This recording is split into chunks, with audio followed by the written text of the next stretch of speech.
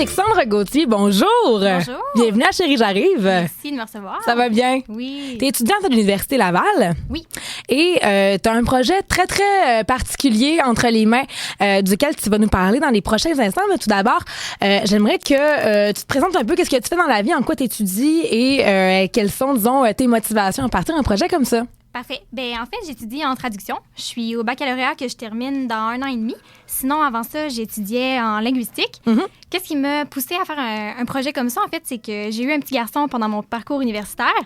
Donc, puis je suis une fille de livres, donc évidemment, j'allais lui lire des histoires le soir avant de se coucher. Puis là, après avoir fait le tour de tout ce qui est contes de fées, récits de chevaliers, je me suis dit, j'aimerais ça avoir quelque chose qui a un petit peu plus de viande à lui présenter. Mm-hmm. Donc là, je cherchais un peu des livres qui parlent de tous les types d'amis, de toutes les couleurs, toutes les religions, mais je suis jamais tombée là-dessus. Là, je me suis dit, ben là, il faut que je fasse quelque chose. Il manque quelque chose. Exactement. Il fallait que je fasse quelque chose pour ça, pour tous ces copains-là qui n'ont pas de livre à leur image. Exact. Ben quand même, on parle d'une littérature qui, de manière générale, la littérature pour petits et grands est en plein changement. Il y a quand même beaucoup d'évolutions qui se fait dans les genres, dans les histoires qu'on va proposer aux gens. Mais du côté jeunesse, c'est quand même en évolution, mais de manière peut-être un petit peu plus lente. Hein? Il y a peut-être un petit peu moins de diversité. Je pense que ça se fait lentement. Je pourrais pas te dire pourquoi. Je comprends pas pourquoi quelqu'un n'a pas exploité ce domaine-là avant, parce que c'est excessivement intéressant. Mais aussi, tu sais, même si on se dit une société évoluée, ça se fait tellement lentement. Puis, tu sais, j'ai l'impression que c'est ça, la littérature jeunesse. Il y a des gens qui pensent que c'est peut-être pas si important que ça, fait qu'on y va moins de ce côté-là, alors qu'en fait, c'est pour former les adultes de demain. Donc, c'est tellement important. Exact. Peut-être qu'on patauge un petit peu dans les mêmes thématiques, disons, de faire des exercices de style autour d'un même thème ou d'un même personnage qui vont être récurrents dans cette littérature-là. Celle qui est québécoise, celle qui est internationale également. Donc, c'est quand même assez complexe tout ça. L'idée n'étant pas de partir un débat, mais bien d'aller de l'avant avec un projet qui, mais finalement, apporterait de l'eau au moulin, poserait une pierre à cette espèce de grand projet-là qui serait de diversifier la littérature pour les jeunes en bas âge et moyen âge. J'aime bien mon nouveau terme. Voilà. Mais donc, littérature pour les petits. Oui. Donc, tu as donc eu l'idée de dire, bon, ben, j'attendrai pas après les autres. Je vais y aller, on va foncer. Je vais faire quelque chose moi-même. Exactement. Exactement. De ton intérêt pour les lettres, pour la linguistique, pour la langue. Donc, tu t'es dit, allons-y et je vais démarrer, moi, les éditions Courte Pointe. Ben, c'est parce qu'en fait, je me suis dit, je pourrais seulement faire une collection de livres puis me chercher une maison d'édition. Mais une maison d'édition, ça prend quand même beaucoup, un gros pourcentage de ce que tu pourrais faire comme sous. Exact. Donc, je me suis dit, je pense que je vais commencer ma maison d'édition. Puis après ça, je vais aller éditer les livres de gens qui vont dans ma direction. Tu sais, ce serait excessivement pertinent de pouvoir permettre à un écrivain qui va dans cette direction-là aussi, de dire bon, mais c'est beau, là, je te permets de t'envoler. Ah oui, vas-y, présente tes œuvres. Exact. Et c'est assez complexe tout ça. Hein? J'imagine que tu as dû explorer différentes avenues, comme tu dis, donc de se dire, OK, est-ce que je vais aller voir des maisons d'édition? Quelles sont les maisons d'édition qui pourraient être intéressées par ce genre de projet-là? C'est quelque chose d'assez gros, là, de faire le tour de tout ça, là, oui. C'est d'essayer de décortiquer le milieu de la littérature québécoise en ce moment aussi et la manière dont c'est fait, hein? Quelle est la structure qui permet à tout ça d'avancer et est-ce que c'est encore valable de nos jours? Ça aussi, c'est un éternel débat, mais avec les livres qui deviennent de plus en plus numériques. Bien, en fait, j'aimerais beaucoup faire des livres au format numérique aussi parce que je sais que les enfants aiment beaucoup travailler avec les iPads. Puis, en fait, c'est très, très bien. Et moi, que vous lisiez des livres papier ou sur iPad, lisez, c'est exact. C'est tout ce qui est important. Donc, tu t'inscris aussi dans cette mouvance-là en disant, bon, ben, on fera pas semblant que ça n'existe pas, on va quand même essayer de s'inscrire dans une certaine modernité avec ce projet-là. Puis, en fait, ce que je trouvais pertinent, c'est que je veux rejoindre beaucoup de gens. Puis après ça, je me suis dit, bien, les personnes qui sont aveugles, elles sont pas beaucoup de façon de lire des livres. Donc, si je m'en vais avec le numérique puis que j'ai une plateforme audio, bien, pour eux, c'est excessivement pertinent parce qu'il y a une narration du livre qui se fait. Donc, c'est vraiment d'ouvrir toutes les options que je peux. Ouais, pour pouvoir atteindre un grand public, pour pouvoir exclure le moins de gens possible. C'est un petit peu ça aussi, l'idée première de tout ça, c'est de dire, OK, on a le goût d'ouvrir non seulement les thèmes, mais aussi le nombre de personnes qui vont se sentir inclus par ce type de publication-là. Est-ce que tu es une fille qui écrit beaucoup, Anne-Alexandre? J'écris, mais je n'étais jamais allée dans l'écriture de livres, mais là, je me suis vraiment... J'ai tout sorti. Puis je pense que ça donne quelque chose de vraiment bien. Des gens qui l'ont lu m'ont donné un bon feedback, fait que je suis assez confiante. OK. Ça fait combien de temps que tu mijotes cette idée-là, que tu travailles sur ton projet? C'est un projet auquel j'ai commencé à penser, ça fait environ 1 an. Mais à la fin de la session d'hiver 2016, mettons avril-mai, je me suis dit, OK, là, go, je commence. Ouais, t'as fini ta session nécessairement. Ben c'est ça, parce que là, avec un petit garçon qui avait pas encore 1 an et demi, puis une session à temps plein, ça a commencé à être dur de trouver du temps. L'idée était là, mais bon, fallait trouver encore une fois les plages horaires pour vraiment mettre à exécution toutes ces idées-là. C'est frustrant d'avoir tant d'idées, mais pas avoir le temps de les faire. C'est ça, exactement. Mais là, c'est correct qu'il y a de la garderie toute la semaine. Fait que voilà.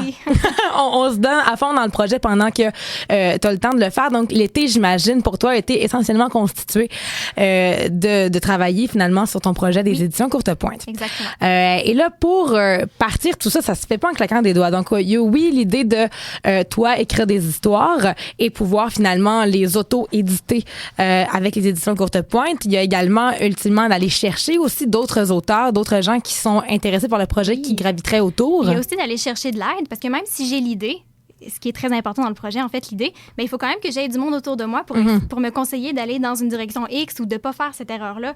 Exact. Fait que c'est ce que j'ai trouvé en allant ici à Entrepreneuriat Laval. J'ai été super bien coachée. On m'a amenée dans plusieurs directions, puis on m'a même dit, tu devrais aller voir avec La Ruche s'ils peuvent faire quelque chose pour toi. Fait que, tu sais, de là, tout a commencé. OK.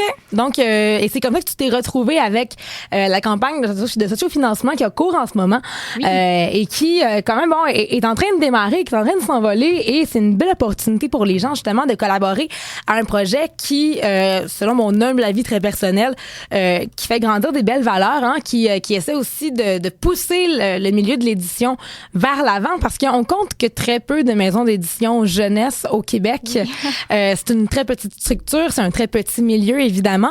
Il y a encore de la place, je pense, pour avoir toutes sortes de gens qui vont essayer de graviter autour de ça et qui vont le faire différemment, parce que finalement, quand on part son propre petit projet, bon, on commence par le début et, comme tu dis, on s'entoure des bonnes personnes et on va consulter des professionnels du milieu pour savoir, bon, finalement, quelles sont les meilleures décisions à prendre en début de parcours. Je pense que c'est assez crucial à ce moment-là de savoir, OK, faut bien partir les choses. Ben, sinon, surtout, vu que c'est pas mon domaine, j'ai pas encore étudié en édition, c'est une maîtrise que j'aimerais faire très, très bientôt, mais c'est pas non plus mon domaine. Fait qu'il faut que je m'entoure de monde qui sont là-dedans. Exact, et ça devient une passion rendu là de dire, OK, on en apprend énormément en faisant ce type de projet-là qui rejoint nos valeurs et qui rejoint au-delà de ça un besoin que tu crois être vraiment criant en littérature jeunesse et qui, finalement, va répondre à un besoin très personnel qui est de pouvoir raconter des histoires tripantes à ton garçon, à toi. Donc, finalement, c'est de faire les choses par soi-même. On n'est jamais mieux servi que par soi-même. Ça, c'est très clair. C'est un petit peu là-dessus que sont parties les éditions Courte Pointe. Et donc, le projet est disponible sur La Ruche en ce moment.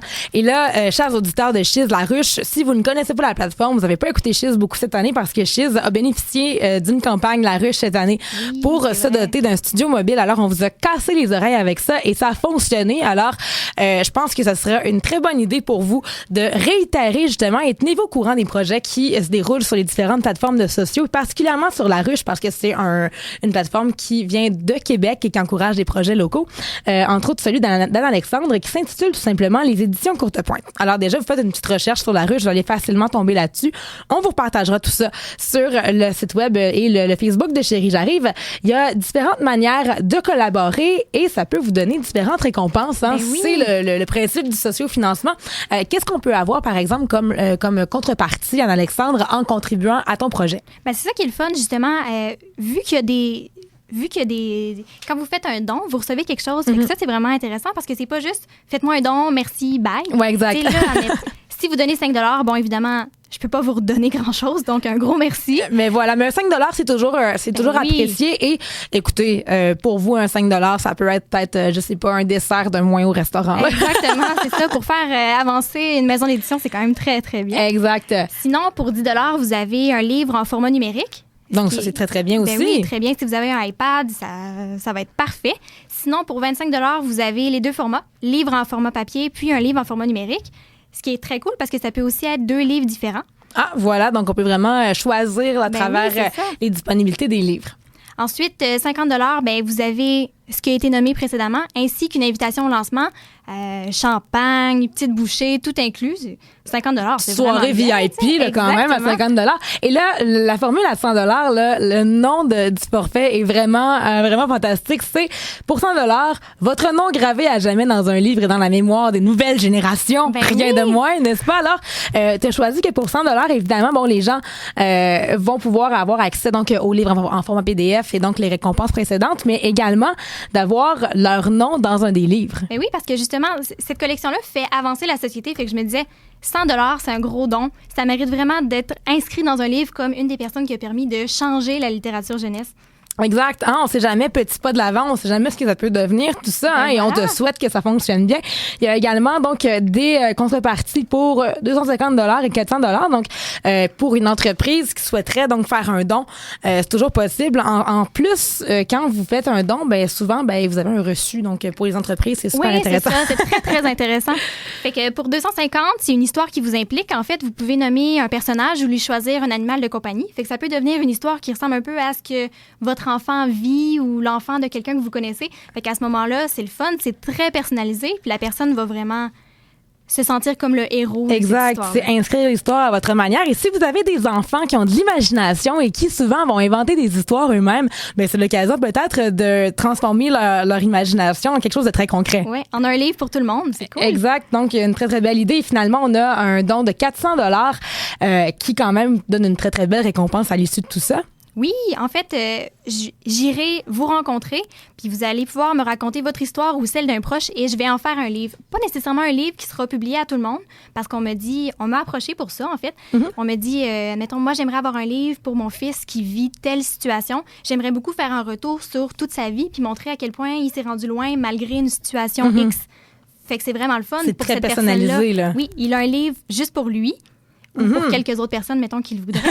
C'est vraiment très intéressant. Exact. Donc, tout ça, c'est disponible sur laruchequebec.com, sur les éditions Courte Pointe. C'est énormément de travail de partir une maison d'édition, même si on est, disons, à petite échelle pour démarrer. Il faut réfléchir à l'impression des livres, il faut réfléchir aux livres qui seront disponibles. J'imagine qu'en démarrant, ce sera des livres de ton cru qui vont être disponibles via les éditions Courte Pointe. On en est à combien de publications pour démarrer?